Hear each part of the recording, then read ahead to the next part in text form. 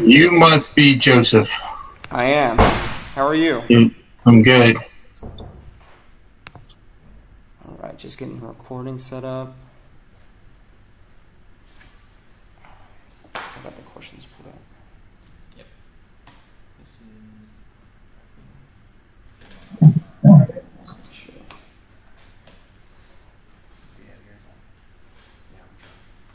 So we have one member who's just going to be a tad late, but I guess we can go ahead and get started with introductions. So, as you know, my name's Joseph. And I'm Garrett. I'm Adam. So, from what I understand, you're the IT manager over at Shell Geismar? That's correct. I'm also the manager for Shell's Mobile site, which is in Saraland, right outside of Mobile. Okay, so would you mind just giving us like a brief overview of the life and... One second, let me shut my door. All right.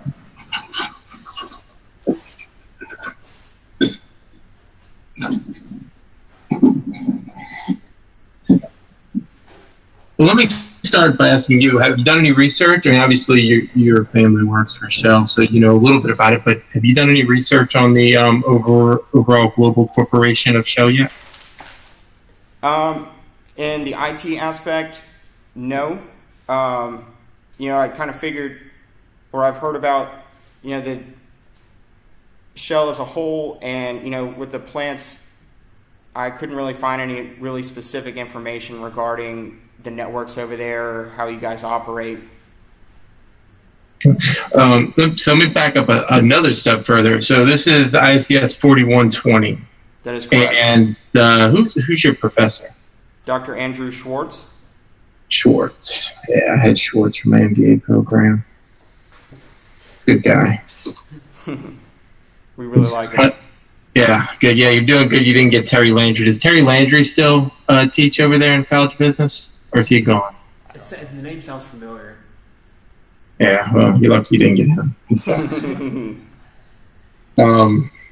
Yeah, so a little bit, I guess let me give you a little bit more background about me. So I graduated in ISDS back in 2002 from EJ Orso.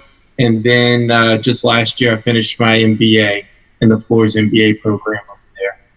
And so I have a long history with the College of Business, because while I was also in there, I was working for what's called,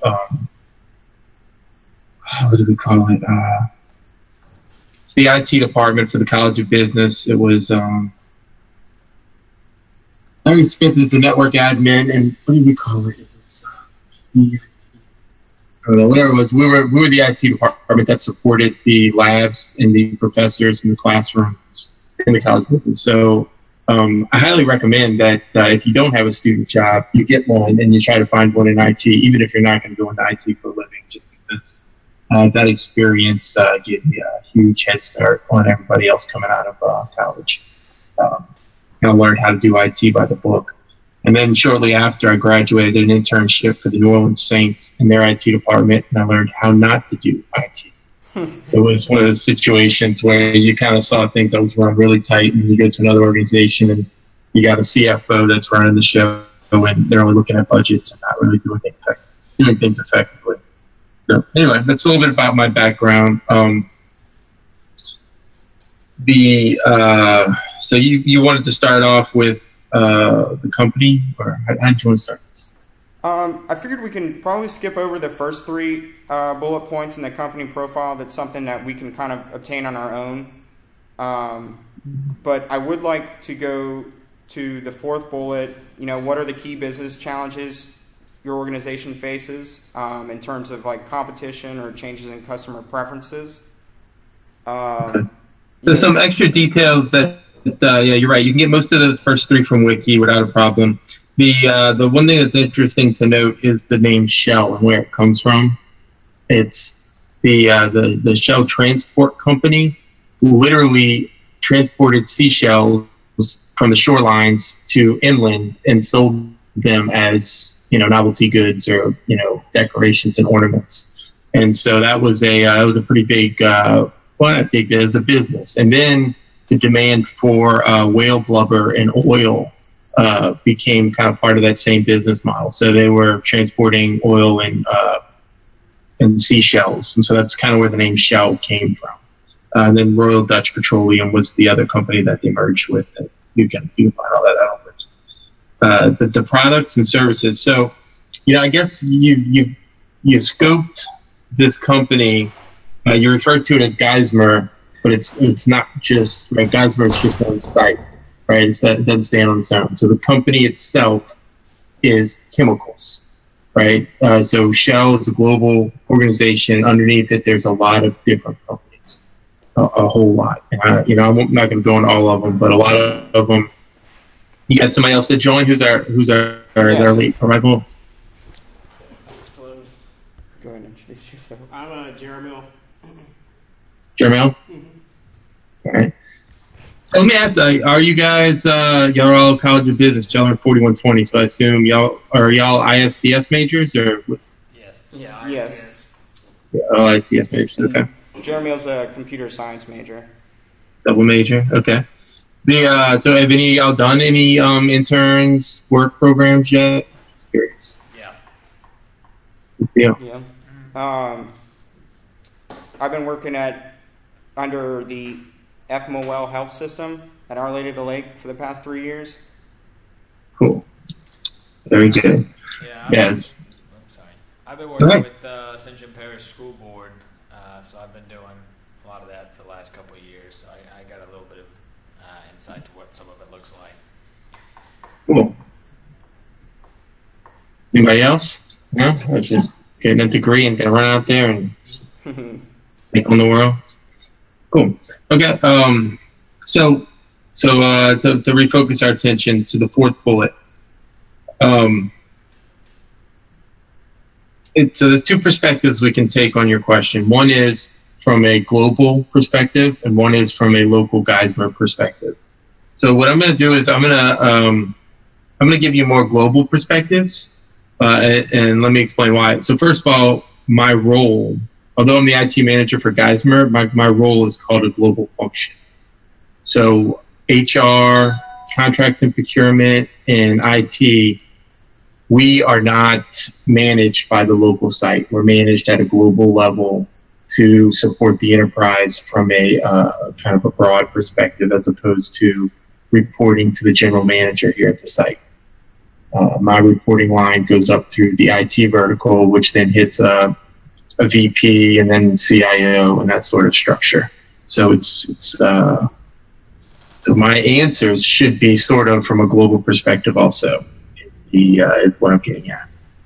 So in my perspective on your question of what are the key challenges, I mean, you see it every day, right? It's all in your face. You can't miss it. It's the concern for environmental impacts, right? And resource consumption. And so, out of your examples you give, it'd be a change in customer preference, right? Whether the customer is on his own making that change, or whether or not he's being influenced to make that change through tariffs, taxes, or whatever, the customer is changing their preference, right? They want a renewable resource. They want a less impact with the resource, all of these things.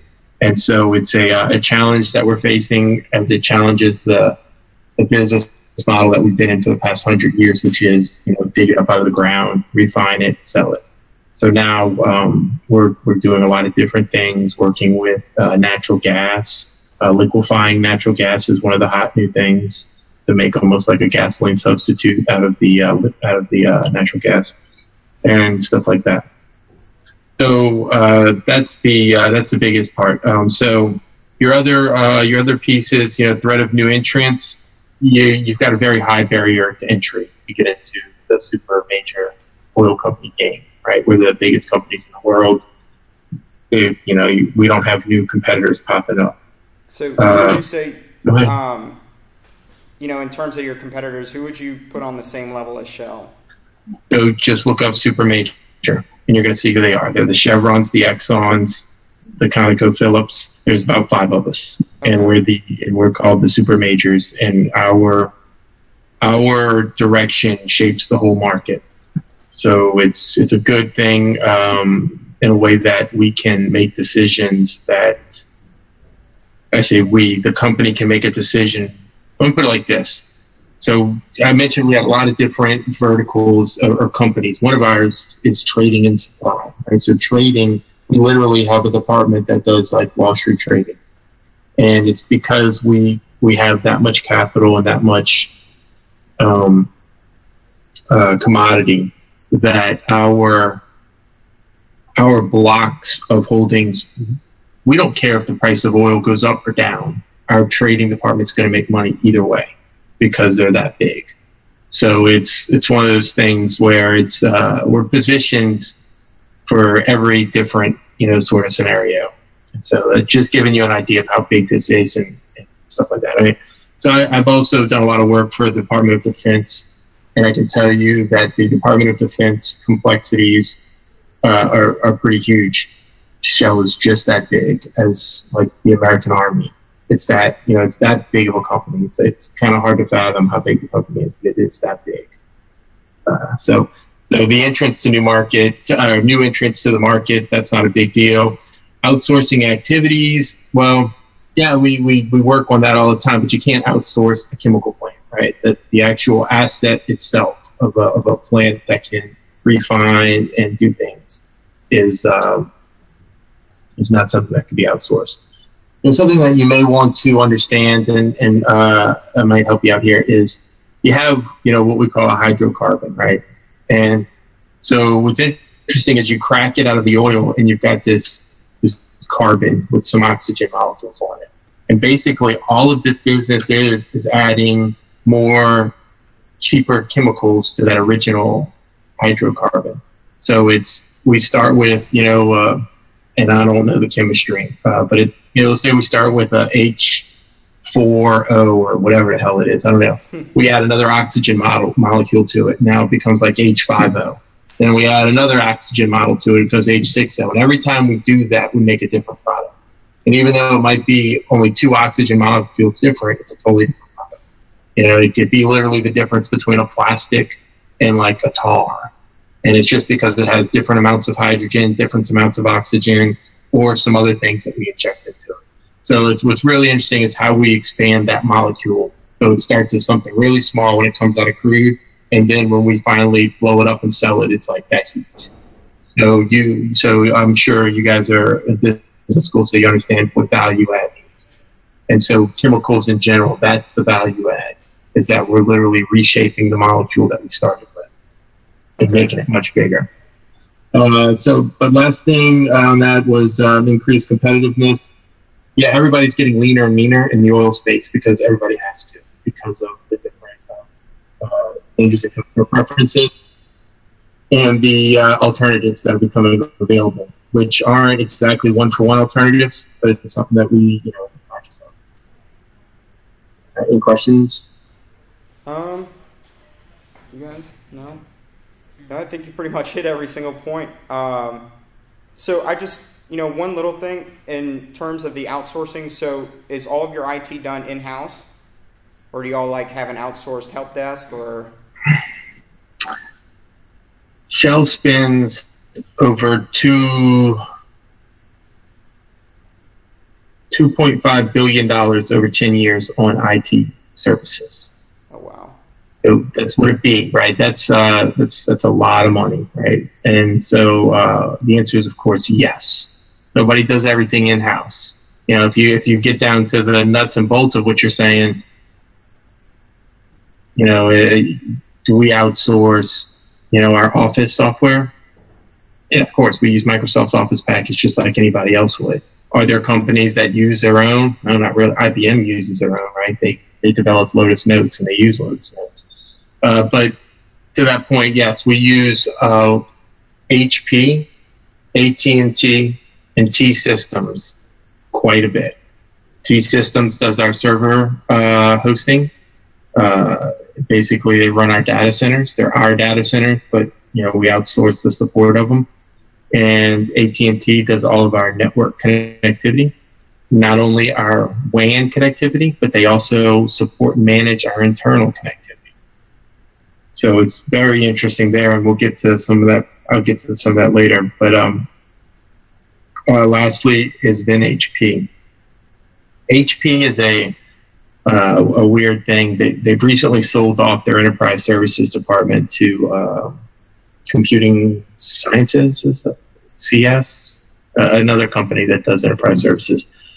What we do with HP is we have what we call on-site support techs. We have 3 of them at Geismar and I have 1 at Mobile, and they work for HP directly. And they're on site, but they're not like your typical IT department that you've been exposed to. If somebody just walked up to them, they wouldn't really be able to support them for a couple of reasons. One, their separation of duties is pretty intense, right? Because we can't have like a small company where you've got an IT administrator that has the keys to everything. Right. That doesn't work in an environment like this, right? One, because we're publicly held and there's just rules to that, and 2, because we got stuff that can go boom and we need to take a whole lot of care of how we manage and secure it. So there's that limitation to their ability to support us. And then more importantly, there's their contractual bindings of what they can do to support us. So typically the way our support model works is if we have an issue, we call the help desk. The help desk is manned by HP. And when I say help desk, I don't mean it's, a small call center. It's 4 or 5 call centers across the globe. And it's different skill sets at all of them for the first level or 2. And then, of course, it gets into the much deeper levels as you drill into an issue and it gets escalated. And then most of those are HP people. It's not until it gets to what we call our competency centers, whenever it becomes shell people. If there's an issue where the level 2 guy says, okay, you've got a computer issue, it's actually hardware. They then generate a ticket over to the local guys. The local guys gets a ticket, says, hey, I got a hardware issue. They need a different laptop. And then they'll go and do that based on that ticket, which was spawned off of the original ticket that the user sent in regarding they couldn't get whatever to work. So that's sort of how it works with that. There's a lot more intricacies in that. Are you guys familiar with ITIL? No. Okay. So this is what it is. It looks like it's backwards on your screen. Anyway, ITIL is it originated out of the UK. It's a body of standards for running help desk. And it's not complicated stuff. It's actually pretty makes a lot of sense. One particular part of running a help desk is whoever owns the ticket should not be the people that operate the ticket, because you need the owner of the ticket to make sure that the people that are being held to a certain level of service complete the work in that level of service. The model I just described to you, where HP is taking in the ticket and then they're also supporting the ticket, that's incorrect. And it's a problem that we fight here, and I see the problem firsthand, in that HP will game the system, and that they'll transfer the ticket to the wrong department, or they'll intentionally close it erroneously. And so they can game their... So are y'all familiar with the term SLA?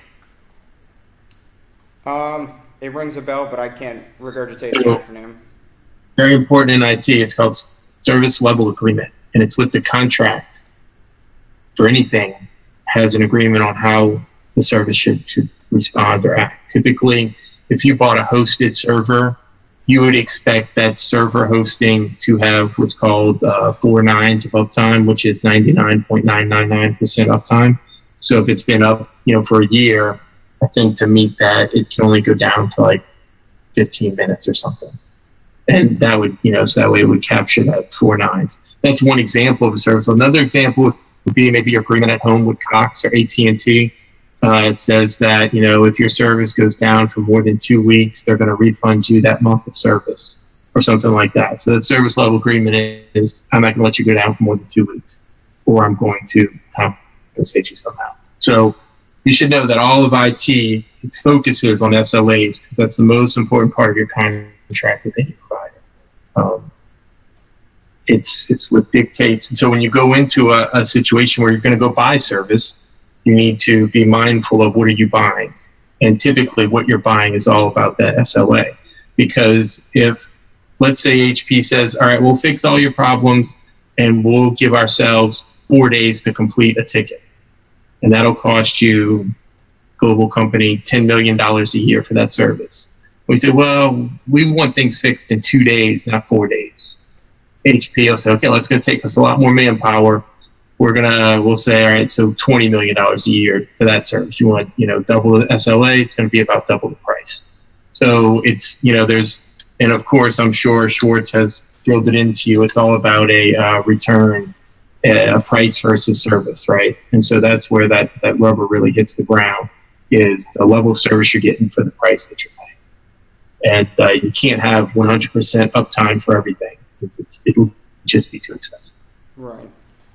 So anyway, that gets into the HP piece. Sorry, I chased a rabbit there, but the idea being that they're closing their tickets erroneously and stuff like that to make their service levels look like they need to look, so that way they can get paid the way they need to get paid. And that's a little bit of dirty laundry, but it's something that you should expect in the IT industry. It's a very good takeaway for you guys, or somebody was told that when I was your age. Okay, right. Well, moving on to the organizational aspect, I think we touched a lot on the IT function, the business plus strategy plus technology. You talked about the business coming up from just selling seashells to growing into this, massive oil company. Your strategy, meaning like you outsource your office, outsource the hardware repair to HP, and I guess the technology aspect would be more of a, keeping all those vendors in touch and making sure everything works together and maintaining a decent uptime. Yeah, so let's back up a second. Let's talk about the word technology, because it's not a simple word. So have you guys, obviously, you've heard the term IT, right? What about OT? Familiar with OT? Is that operations technology? It's operational technology, correct. So think about how important that is in a plan. So how do you define the difference between OT and IT is the first question. IT would be, I guess, really handling all the information itself, and then the operational technology would be the technology that gears, driving the fluids through pipes or obtaining that information from those pipes.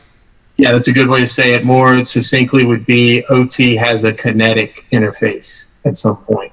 It's turning something on and off. There's a kinetic touch that's going on. And that's kind of, whereas information technology, there's nothing kinetic in me sharing a Word document with you. All we did was just change lights on a screen. It might have been the same lights on one side and the other side, but that's all we did. We didn't actually make a kinetic impact to the physical world. So so there's this huge driver in our business in OT, right? Because that's what we do. Right? We're a chemical plant, and so OT drives a lot of IT though, because there's a lot of information generated through all of that. So there is what we call a historian that takes kind of all the information of what the chemical plant is doing. Temperatures, valves, pressures, you name it, weights, everything, all of that is being put into a historian. And some of it is trended based on some nice calculation that a chemist did. And so they can see on a board, a line that's moving around, so they can understand what's happening to their process inside there. So there's this huge intersect of where IT and OT meet in a company like Shell, any chemical company. So that's important to recognize, and I would think we need to speak to that when defining our IT organization. So what's interesting is that here at the plant, we have a division called technology. However, when they say technology, they're not talking about IT. They're not really talking about OT either. They're talking about the technology of the chemical interactions. Is a nickel-plated catalyst better than a zinc-plated catalyst for extracting X chemical from this place. And so when they talk about technology, that's the kind of technology that they're really focusing on. It's the process technology. Now, what feeds into that, of course, is the OT and IT, but it's a very interesting use of the word technology. So you can see 3 different uses for the word technology that we just went over in a situation like this. That's very interesting. So when, I think we touched on this earlier, you said that, IT is pretty much governed under the corporate umbrella. And I guess one thing would be, in a local standpoint, would you be the one in charge of making IT decisions, or would this come from someone above? Negative. No, this comes miles high. So you just gotta, really sit back and fathom what I was saying earlier about how big this company is. And so I think your question is, how are IT decisions made and who's in charge of making those decisions? So if I were to simply put who's in charge of making IT decisions, I would say decision-making councils. That's comprised of multiple disciplines and managers that all come together with the right information and then make a decision. You've heard the old jokes about, we're going to schedule a meeting to figure out when we should schedule the next meeting. There's literally, that happens. It's a joke. It's frustrating. It's true. You'd be that. You saw how, I'm a very wide open person on my schedule. I keep my schedule very fluid. And it took, 4 or 5 tries for you to get this meeting scheduled in? Yes. Now imagine somebody that's like 15 times more important than me, how jammed up their schedule is. And so getting just the right people in the room to talk about making a decision, very challenging. And you're not going to see that, I think, at a lot of places other than, maybe the 500, Fortune 100 companies. But that's a challenge that I face here. Ultimately, we do have CIOs, and I say it plurally because we have different business divisions, and the different business divisions have their own CIO. Underneath that, we have managers, and then underneath that, we have additional managers, and underneath that, there's another level of manager, and then it gets to analyst level positions. So there's like 3 levels of managers, and then there's, of course, each level of manager is substantially a big staff, right? It's not like it's one manager on top of another. It's like one manager over 4 people, and one manager who's managing about 15 other people who have 4 people underneath each of them. So it's a very complex organizational structure. As a matter of fact, one of my largest complaints when I came into this role was the lack of definition in the organizational structure. And I challenged my bosses on several occasions to clarify that. And it was difficult, and it's still difficult. And we're going right now through an organizational restructure due to cutting jobs and cutting back due to low oil prices. And so I think they are taking that to heart, and they're doing a good job of defining this new structure and not letting it go so kind of loose-goose. Because the problem is,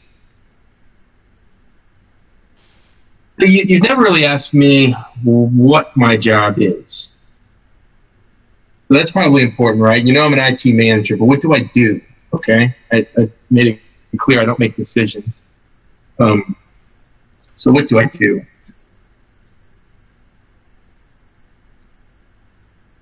Succinctly, I am what's called a stakeholder manager. Right, I have a bunch of stakeholders at a site, meaning the site leadership, the general manager, the technology manager, the production manager. Those guys are what I would call my stakeholders. All right, and then I have on the other side of me, I have the IT vertical that delivers services to the site. And so I sit in between the IT vertical and the leadership of the site. And I make sure that the IT vertical is delivering what the site is asking for. And more importantly, that it's being delivered responsibly and safely. So that's very, very quick on why. So why I brought that up is because the issue with that organizational structure is that, so in my role, I need to be able to reach into the IT vertical and get what I need to help the site.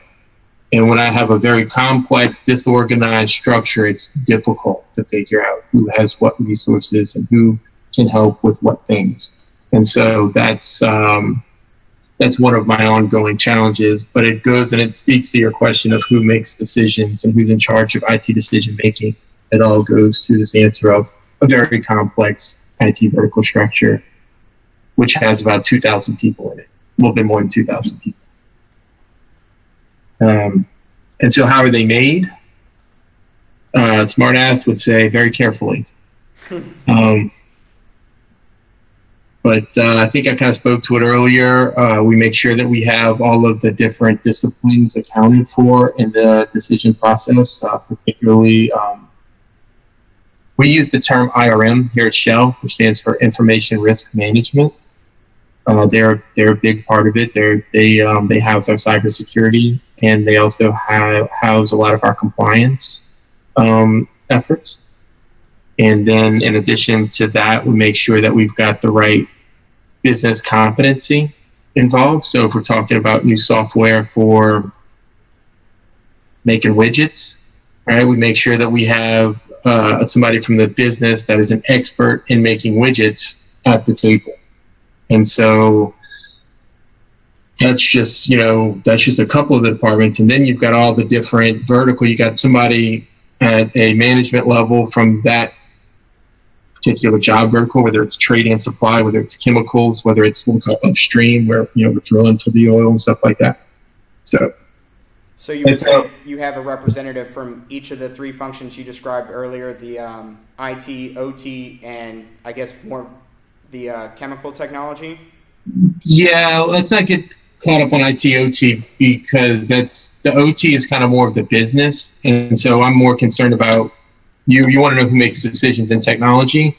So the business shows up to the table in one of two ways. One, it's the site, which would be like the general manager, the production manager, or it's the business unit itself, such as chemicals, at which point it would be like a VP sort of person that says, hey, all my sites need to be able to do this thingy for widgets. And we believe there's new technology out there that can facilitate doing thingies for widgets. And so they bring that in, and they're kind of the customer at the table, but they're representing the expertise that we need to develop or deliver a third-party solution for that facilitation of widget building. Okay. So just touching on the last bullet point in the organization section, we talked about who's in charge, but I guess in your own words, how would you describe what enterprise architecture means to Shell in more of the local standpoint? Well, so I will do you one better, and let's see if I can share. Yeah, that's not going to work. Anyway, this is from our Shell Wiki. Enterprise architecture is the process of translating business vision and strategy into effective enterprise change by creating, communicating, and improving the key requirements, principles, blah, blah, blah. Scope of the EA include the people, processes, information, and technology of the enterprise and their relationship to one another and the external environment.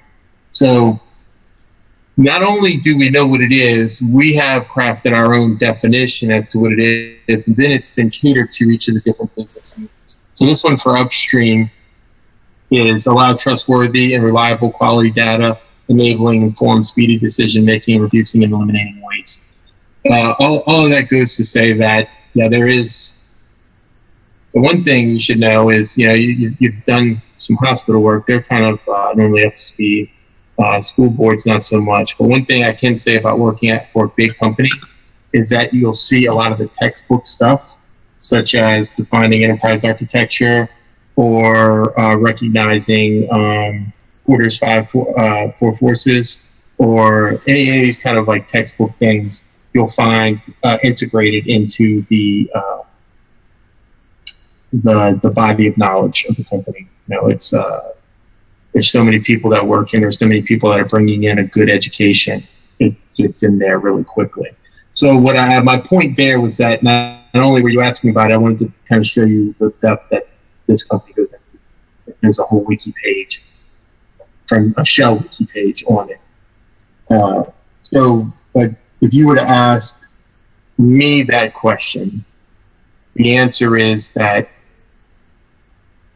there is a gulf between the operations of the site and information technology. All right, it's a huge gulf. It's monstrous. All right, talk about how much money we spend. Talk about how much money the sites make. These make for some very big egos and some very big personalities and some very big different perspectives.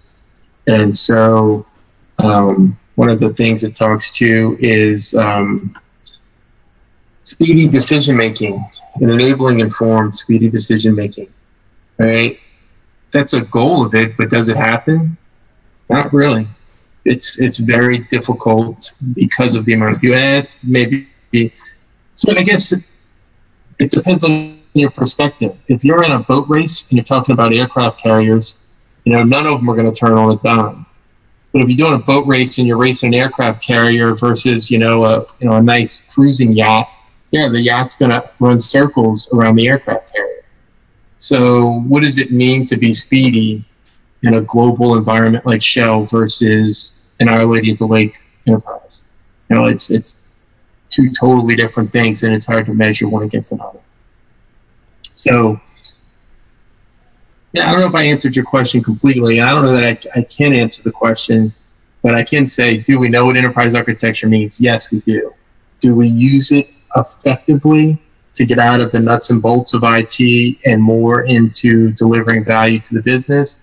We try really hard. I can tell you that 90% of the conversations that happen at the senior manager level in IT is all about what value are we driving. And they don't want to hear about the value of, well, the computers are working or the network's up. They want to hear about the value of, we saw a need. Here's the one that I got an attaboy for. Contracts and procurement. They wanted to get some feedback from all their project managers on the different vendors. But this was some financially sensitive information. In the past, to survey that kind of information, they would use like SurveyMonkey, which is a third party, not really a secure method, and we should not be using that for internal work product. And so they came to me and said, "Hey, John, we're pretty sure SurveyMonkey is not good to use to use for financial information. Do you have a recommendation?" So I was like, "Yeah, let's take a look at this." And so we did a Adobe PDF form that had drop downs of the different vendors and had a place where they could fill it in and all that stuff. Then they could securely email that with inside the company and then give them the results they were looking for. Adobe has a form function that compiles the information and gives a nice little readouts of the statistics. And so that's an example of where IT delivered value, because had I not intervened, they would have A, used something less secure, or B, something not as efficient, such as a piece of paper and pencil, to go to all the PMs and say, "Hey, will you give me your feedback on all this?" And then somebody's going to have to hand jam it into a spreadsheet, and then they'll get the results they're looking for. So that's the idea of where the IT calls it value. And that's something that we struggle for all the time, but it's very difficult. Okay. Well, I wanted to touch, I don't think we really explained our learning objectives for this, but I did want to touch on one of the objectives noted in our syllabus here, is that, we kind of find something within the company that could use improving. And what you noted earlier about the structural reorg, that's pretty interesting to us. But I guess in your own words, how would you go about restructuring that? And I don't mean to jump straight into it, but we do want to kind of go over some more of the technical aspects before we run out of time here.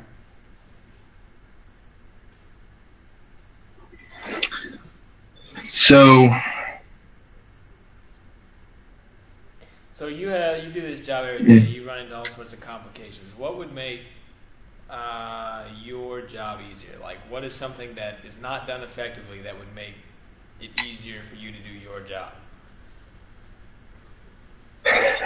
Okay, so you should know that we, on a daily basis, are always trying to lean our operations out. It's a ongoing. We have lean code. So are y'all familiar with lean term? Yeah. Did y'all do TQM in your operations course? That sucks. I should have. Okay, so TQM, Total Quality Management, was Toyota's. They came out first. And then shortly after, Motorola came out with Six Sigma.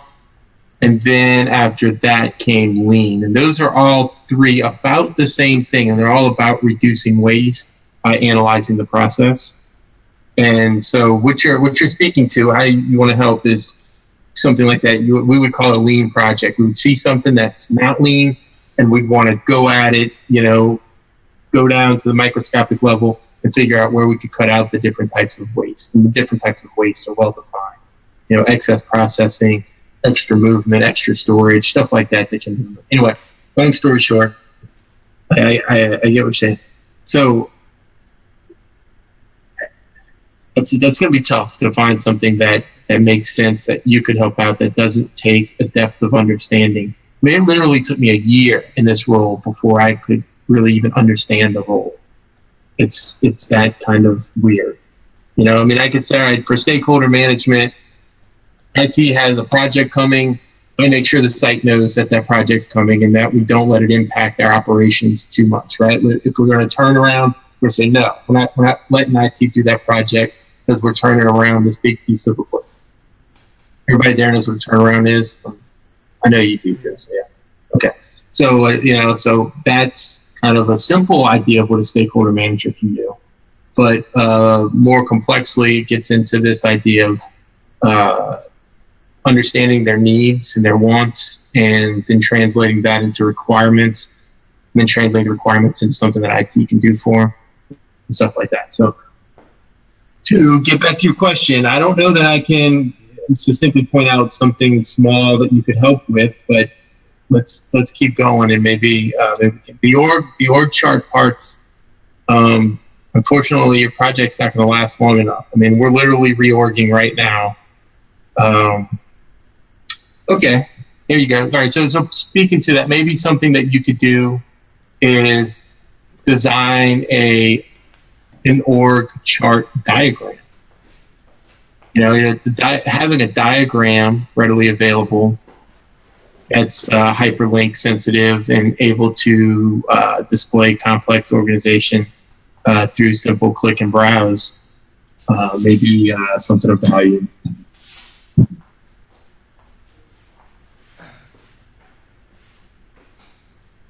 Sorry, just grab my charger before my laptop dies. Okay.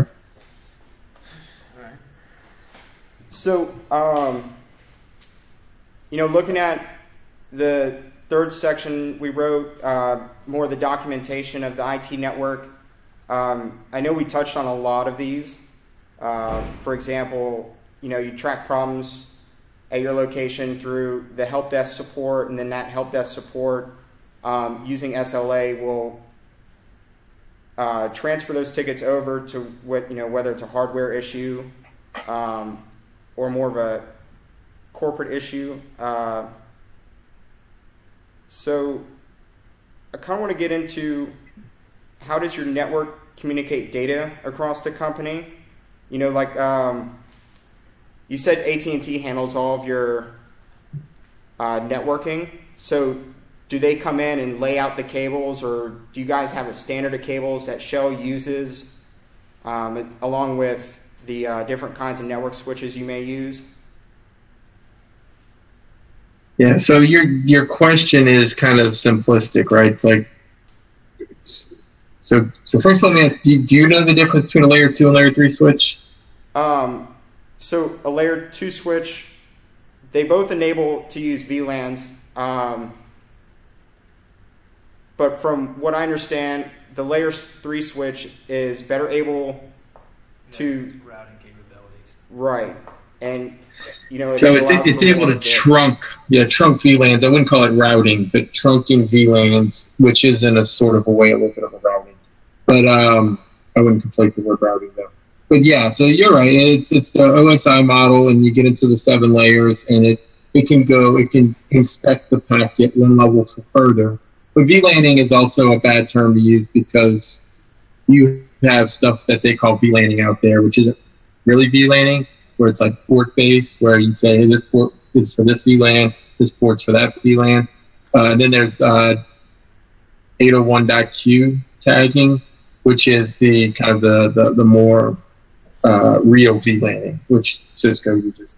Okay, so let me answer your questions succinctly, which is we use Cisco network gear, we use Cat5e or Cat6 cabling, we use multi-mode and single mode fiber.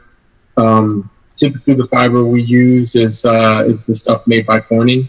There's a couple of other fiber manufacturers in the world, but not many. Corning's one of the bigger players in that market. We use a huge MPLS network across the country. All of our traffic goes to Houston, and then we have one exit to the internet in Houston. Everything else is privately segregated through dedicated circuits with our service provider. And we use VLANing for our printers, our Wi-Fi devices, stuff like that. So we have if we're going to plug in a printer, we got to set that port up to be on the printer VLAN. If we're going to set up a new WAP, that WAP's port into the switch needs to be on its exceptional VLAN, stuff like that. Okay. And trying to decide whether I want to touch on the third or the last bullet here, because we did talk about, you did mention your wireless. One of the interesting things is that, given the fact that you guys have things that go boom, so how does your department or corporation go about determining the range and coverage of these access points, given the fortifications of some of the buildings? So we use a lot of them is the answer. We use a lot of them on a shorter frequency. So AT&T is the one that's kind of setting it up, and so they're on the hook for if it doesn't work right. So they over-engineer the crap out of it to make sure that we have solid coverage. We're not concerned about eavesdropping because we have like a 2-mile square campus. If somebody's close enough to hear our Wi-Fi, they've already violated, some sort of access control mechanism. Not to mention, we're using, our latest and greatest security protocols and things like that. So, but to answer, simply put, we just moved to the 5 gigahertz stuff less than 6 months ago. And it's been really good. It's a lot faster than the other stuff was, and the people that stay on wireless, we felt the difference when we moved to it. And I guess in a general sense, for learning purposes, could you give us a few examples of some of the latest and greatest security protocols you use? So we have a corporate application that manages that for us. We don't have to. But I want to say that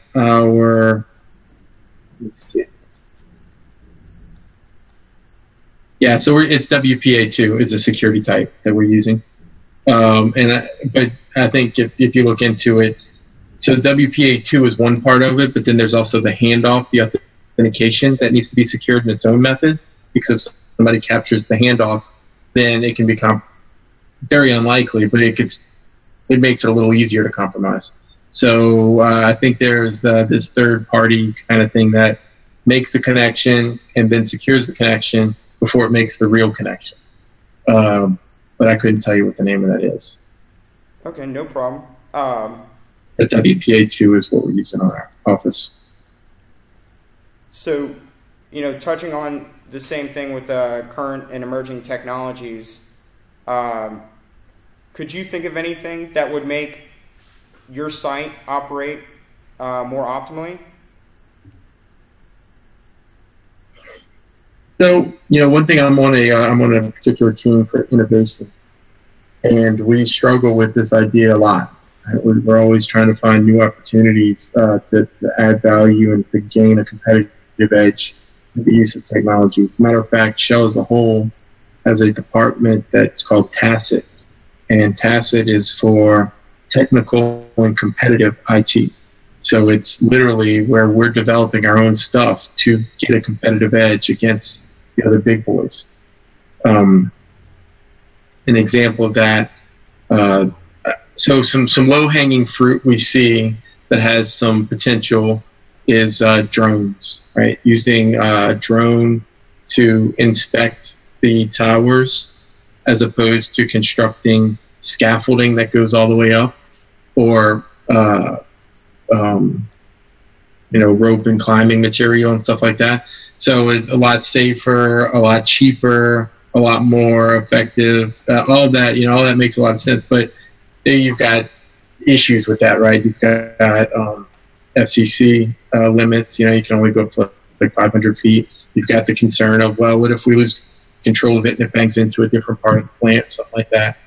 A lot of concerns. So I think drones is an obvious low-hanging fruit that we can use. It doesn't even have to be for high stuff. It could be for low-hanging stuff. Think about if I'm a control room operator and I want to go see a gauge that's outside somewhere that's like a backup to the digital gauge that I'm looking at on my screen. Instead of sending a body out there, how much easier would it be just say, drone, go to point B? And you're not going to fly it there. It's automated. And so you can hit a button and it goes to point B and it looks with the camera at that gauge for you. So things like that, it's a no-brainer on how much it could do for you. But getting it into play is going to be a tough part. Another low-hanging fruit that we talk about is more wide use of mobile devices, particularly for our field workers. Being able to access the ERP and stuff like that while they're in the field is something that it's a no-brainer. We know we need mobility, but it's not something that easily happens, right? Because just our corporate structure, our domain enterprise environment, all of these different things combined with IRM and all of that stuff just on the cybersecurity side of the fence. And the other side of the fence, you've got intrinsically safe, being able to be in a volatile environment and not cause things to blow up, stuff like that. So, and they really don't have any tablets yet that are intrinsically safe. They've got some cases that go around them that help them to be intrinsically safe, but so that's still kind of an emerging field. And Shell as a whole, we have not done a good job of getting the mobile devices out there as well as we should have so far. Again, it's a no-brainer, low-hanging fruit. So would you say that, moving towards a more mobile-heavy infrastructure, would you say that would be cost-effective in terms of the business operations? Like, would you, I guess what I'm saying, like, would you have to go out and outsource all this or to get that software created to move towards mobile, or do you guys have that ready and you're just waiting for the device? So think about it like this, just Microsoft Office going to the new 2016 version with the 365 ability is essentially mobile ready. Pretty much everything is mobile ready nowadays. So there's not, if we'd have had the same conversation maybe 5 or 10 years ago, I'd been like, yeah, there's a lot of concern. We'd have to go redevelop apps to fit on a mobile screen to be able to use, Microsoft Sync or something to get the data off of the device. But now everything is there's not much of a difference between a phone and a computer these days, right? And that gap is being narrowed every day. Pretty much everything's going to run through a web browser. Of course, I've been saying that for 15 years now, but eventually, it's going to be like that sort of scenario where it doesn't matter what the device is. You're just opening up a browser and you're going to see it that way. So no is the answer to your question. There does not appear to be a high barrier for support or for conversion. The biggest barrier is securability and safety. And that's what we're up against. And that would be safety more in the sense of protecting the data? No, protecting the operator with intrinsically safe devices, stuff that can be around volatile gases without blowing up.